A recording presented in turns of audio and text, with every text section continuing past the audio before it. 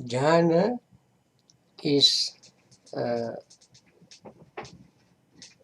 concentration, one-pointedness of wholesome mind or wholesome one-pointedness is called jhana. Jhana has its own factors.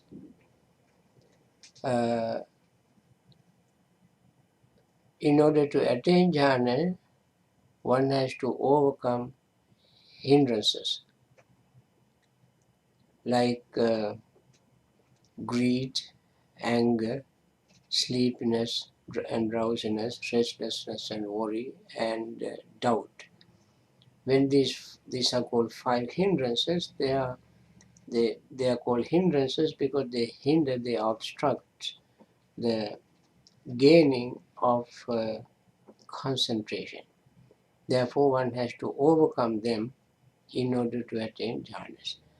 When these are overcome, they actually are held at bay, not totally completely destroyed. However, in their absence, jhanic factors arise. The factors are initial thought, application of thought, joy, happiness, and concentration. When these factors work together in unison as a team, that instant, that moment, mind gain very good, high quality concentration. And that high quality concentration, concentrated state of mind is called jhana. That attainment is jhanic attainment. That state, that the state itself is called jhana.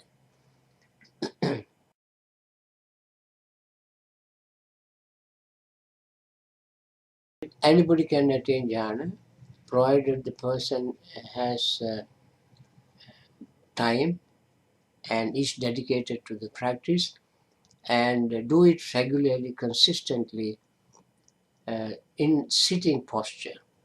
You cannot attain jhana while walking, talking, running, playing games and swimming and so forth. When you are physically and mentally very busy, you cannot attain jhana. You have to have a very quiet place, secluded place. You have to have a very relaxed, peaceful state and place where there's no noise. Of course, we cannot find noiseless place. There may be noise should be minimum noise. Environment is more conducive to gaining concentration. That is why the solitude is absolutely necessary for gaining concentration. You have to find a quiet place, empty house, or even in your own room. You got to turn off all your cell phones, your regular phone, the computers and the TVs and so forth. If you have a house pets like dogs that make noise, they have to you have to make them sit quietly, calmly. Some dogs are very cooperative. They are obedient. You have to make them sit quietly. So you have to create meditative atmosphere, quiet, peaceful atmosphere, and then sit in a comfortable posture.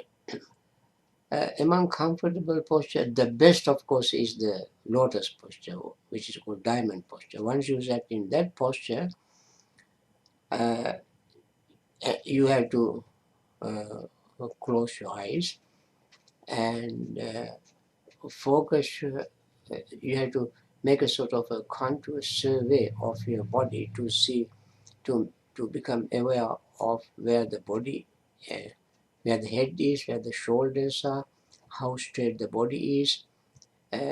Once you made this survey uh, and close your eyes and start the practice, if due to hindrances, if you fall sleepy and drowsy, you probably might slant forward, backward, or sideward, especially when everything is comfortable. Cushions are comfortable, room is air conditioned, there's no noise, and your posture you have adjusted.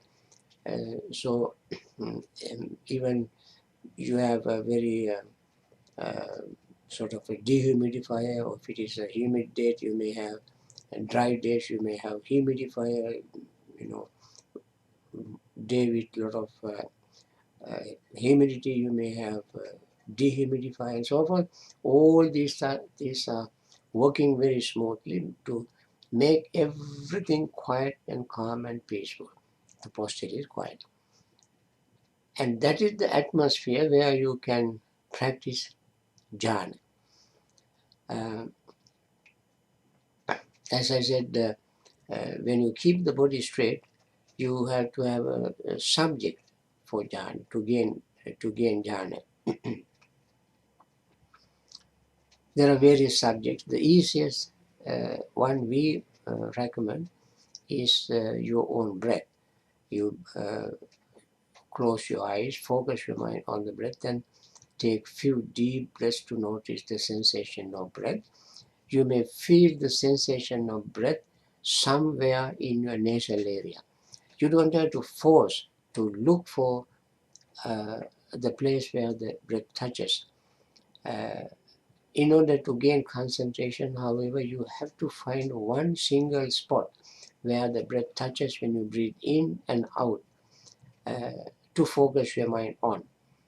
Once you found the place, rims of the nostrils or tip of the nose or upper lip or inside the nose between eyes, there you focus your mind exclusively without thinking of anything outside, without trying to take all the details of breathing into account. Simply become aware of this place, the touch, the sensation of the breath, and keep focusing your mind. As the mind unites with the breath, then your as hindrances sometimes become active, like especially sleepiness and drowsiness. Once you have overcome that, then its opposite might become active, like restlessness and worry. When you overcome that, then sometimes greed or desire, clinging, can arise in your mind. If you manage to overcome that, anger or resentment can arise in your mind.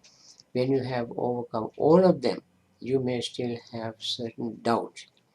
You overcome them. Overcoming these hindrances also become easier when you assume a comfortable posture. And then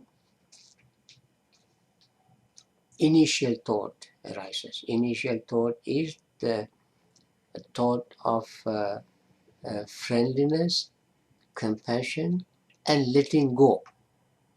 That is what we call generosity. That means you don't try to hold on to anything.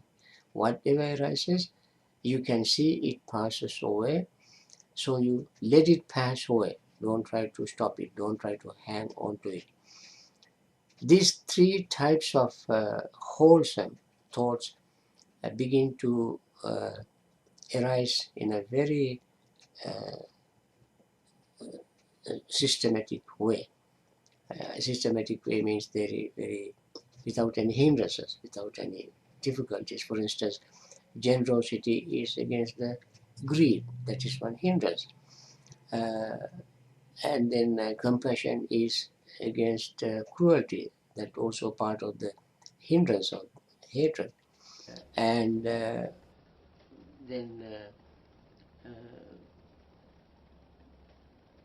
non-cruelty or compassion arise against as cruelty. So these are the beautiful thoughts that begin to activate at that time when everything is calm. You feel letting go of everything. You have very compassionate feeling towards all living beings. You will have a very friendly feeling for all living beings. And that's a wonderful experience in order to gain concentration. Then it remains in the mind. That's called sustained thought. Then, because of their presence in the mind for a certain period of time, you experience joy. And when joy increases by degrees, you gain happiness. When the happiness increases by degrees, becomes very strong. Happiness is contentment, settled mind, quietening, settling. Your satisfaction is expressed in happiness. Then you gain concentration. So on to gain concentration, you go to follow these steps, and once you gain this type of concentration, that attainment is called jhana.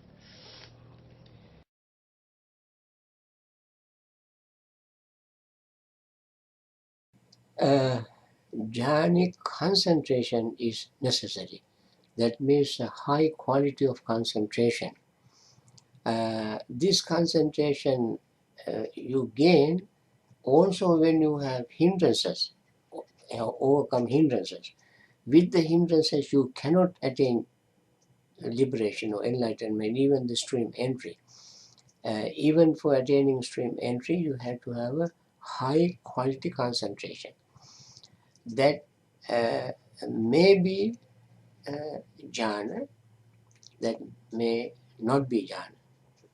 For instance, when you listen to a Dhamma talk, your mind is fully preoccupied with the message of Dhamma, and you become so relaxed and delightful, again become very happy right while listening to the Dhamma talk, and you gain concentration, and that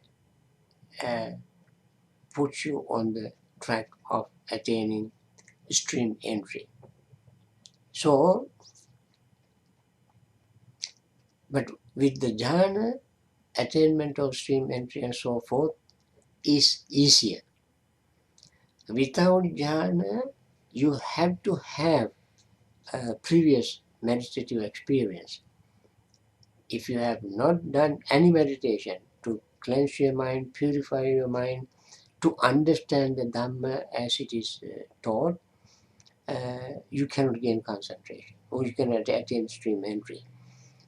Therefore, either you have to have a tremendous amount of accumulated experience from your past practices, or you have to gain jhanas in order to attain the stream entry. So, the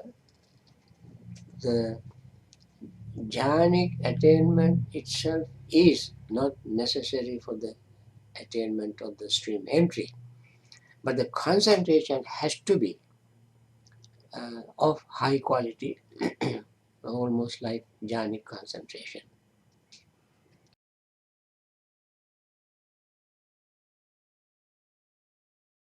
Yes, actually the right concentration is explained in terms of 4 jhanas. Yes. Right concentration.